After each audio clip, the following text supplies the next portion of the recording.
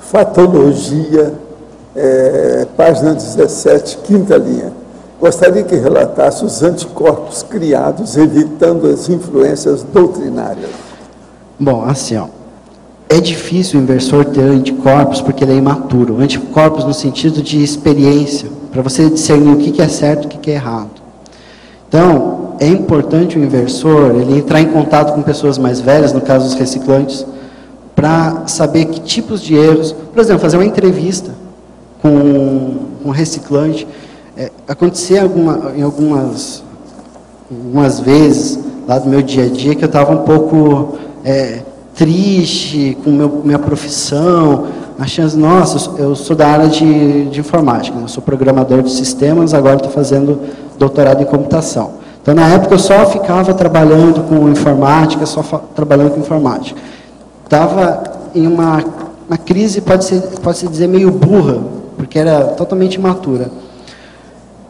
Eu estava esperando o ônibus para ir para um curso lá do Instituto, e uma senhora chegou, ela estava recentemente trabalhando no mercado ali, perto de casa, e ela contou a vida dela, em segundos. Eu não falei, não puxei assunto com ela, ela se sentiu aberta a trazer o caso dela. Nesse momento eu vi que o quanto eu estava desprezando a oportunidade que eu tinha, porque ela tinha filhos para criar, tinha que acordar cedo. Eu estava até certo ponto numa vida boa.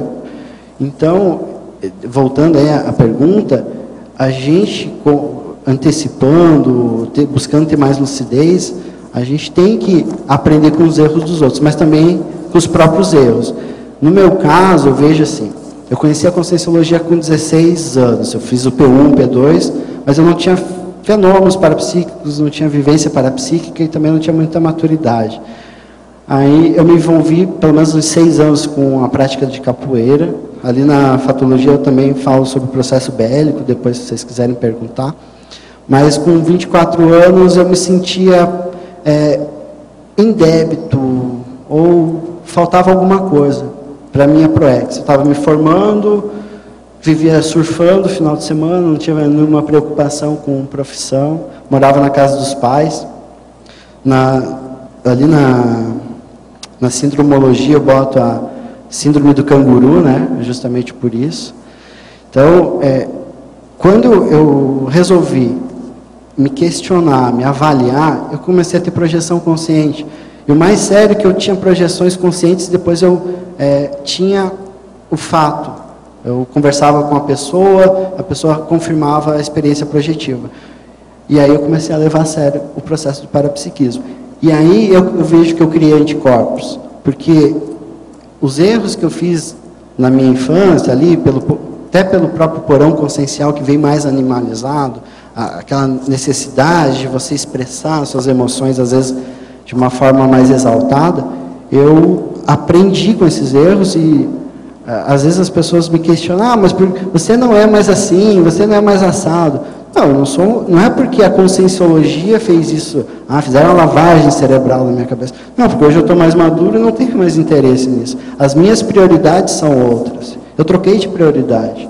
Por exemplo, hoje eu vejo que, para mim, vale mais ter 1 minuto de um contato com o amparador onde eu fico mais lúcido do que ficar 5 horas, por exemplo, conversando sobre futebol, entende? Ou sobre surf, ou sobre capoeira, entende? É a questão de prioridade. Só que essa prioridade já tem que ser com base em você, não no outro, ou não no exemplo só do outro. O exemplo da outra pessoa te ajuda, mas você tem que ver essa necessidade íntima de reciclar. Agora aqui na mesma fatologia, penúltima linha, finalzinho da penúltima linha, você coloca aqui os colegas do curso intermissivo. O que você pode falar sobre isso? Finalzinho da penúltima linha da página 17. Tá. Quando eu pensei nos colegas do curso intermissivo, eu pensei na primeira vez que eu vim em Foz do Iguaçu, que foi em 2005. Eu tinha 24 anos e a primeira sensação que eu tive foi que eu cheguei em casa. Quando eu tinha 3 anos de idade, eu sabia que eu tinha vindo de algum lugar, mas não sabia muito bem onde que era, mas eu sabia que esse lugar era muito bom. Então, vamos dizer assim, a minha juventude, a minha minha infância, eu me senti um pouco deslocado. Quando eu cheguei em Foz, houve um reconhecimento, seja um reconhecimento energético, um reconhecimento pela maturidade das pessoas.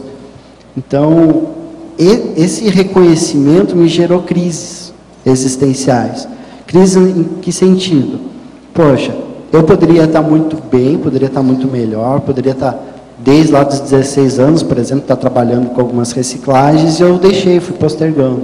Entende? Então, quando eu coloquei esse item, eu penso assim no efeito que os colegas do curso intermissivo, que você vai reencontrando aí no dia a dia da execução da sua ProEx, vai te ajudando a ter mais motivação, a ter mais energia para a própria execução da ProEx.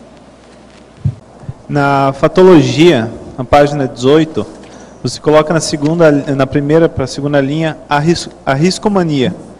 Dentro da recim vexológica, você poderia expandir um pouco mais sobre já a riscomania? A riscomania é aquela mania que a consciência entende de botar um corpo em risco. Eu identifico isso como uma extrema imaturidade da consciência.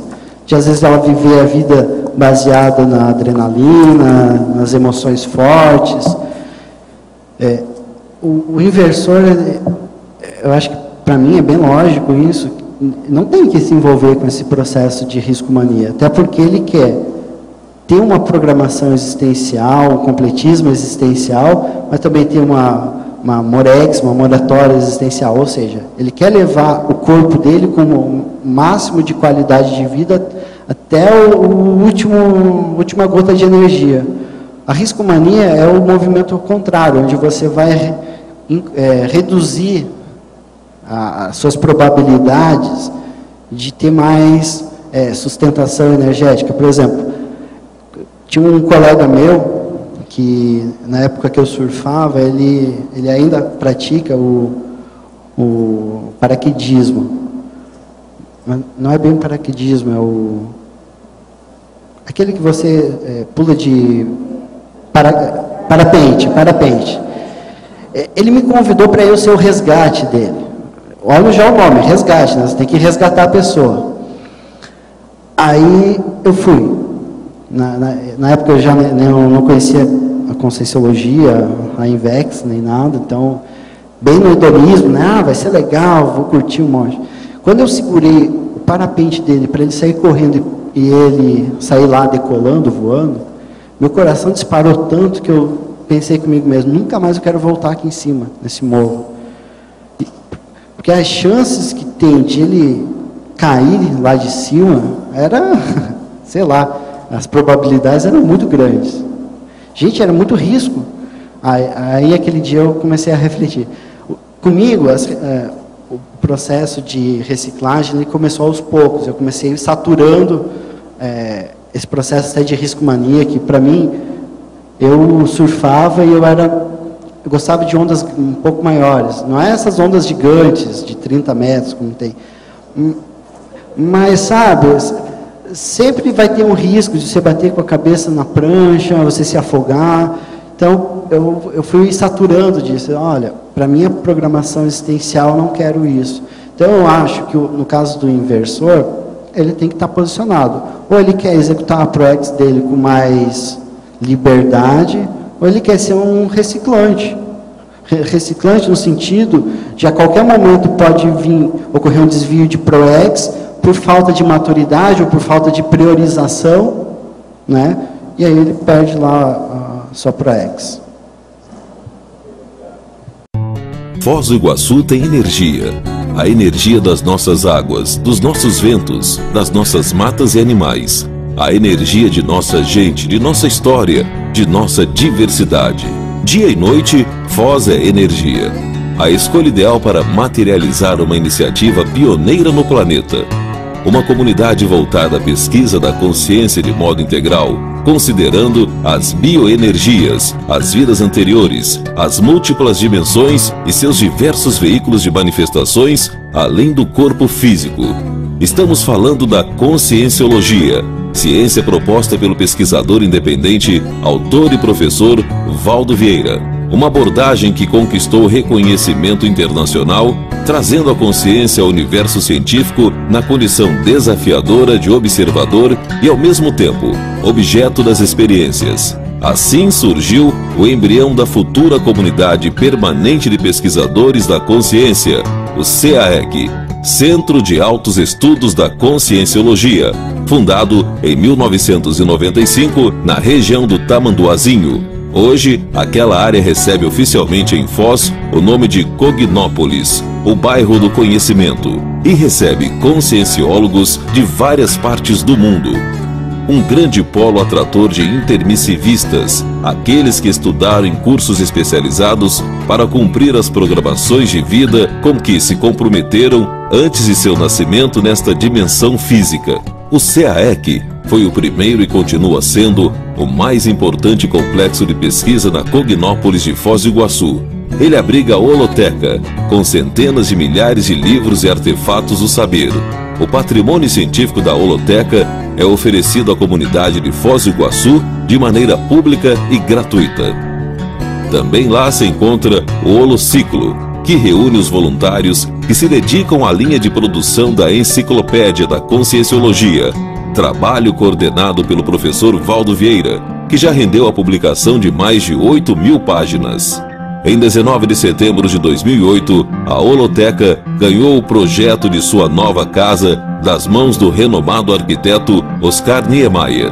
Assim, o Mega Centro Cultural Holoteca será construído na Avenida Maria Bubiac, ao lado do CAEC. Atualmente, o projeto está em levantamento de recursos para a elaboração do memorial descritivo, o que é necessário para sua aprovação pela Lei Rouanet. No Tertuliarium, diariamente, do 12h30 às 2h30, o professor Valdo Vieira aplica seu curso de longo curso, aberto e sem pré-requisitos a todos os interessados, que podem participar presencialmente ou pela internet. O CAEC, porém, não é o único complexo ali presente e a Cognópolis continua a crescer. O plano diretor para o bairro é formado por extensa área de preservação ambiental, condomínios residenciais e um centro empresarial e de convenções, o Discernimentum, que reúne organizações conscienciológicas de voluntariado e empresas de serviços. Muita gente não sabe, mas tudo isso foi e está sendo construído com a força do voluntariado. A Enciclopédia da Conscienciologia e o Mega Centro Cultural Holoteca compõem o eixo central da programação de vida da maioria dos intermissivistas que moram em Foz do Iguaçu.